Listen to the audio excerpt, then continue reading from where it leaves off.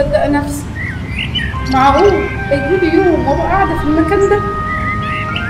على فكره انا مش زعلانه انك جبتني هنا، بالعكس انا كنت حاسه بيك، عارفه كل ظروفك، عارفه ظروف شغلك وبيتك وحياتك، خصوصا اخواتك اللي كل واحد فيهم سابني وسافر بطلوا يسالوا عليا.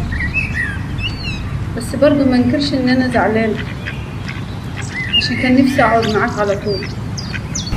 نفسي اقول لك على حاجه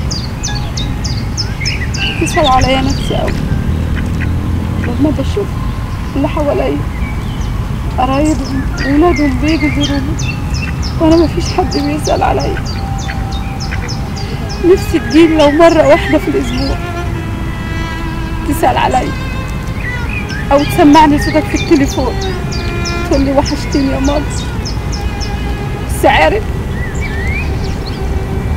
انا عذراك، انا عارفاك انك مشغول، بس اقول لك على حاجة،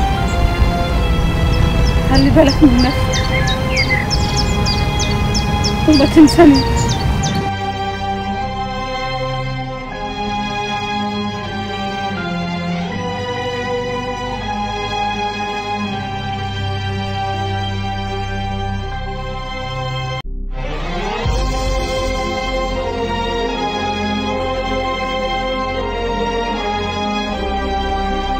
يلا يا ماما، يلا نقوم نطلع على الأوضة.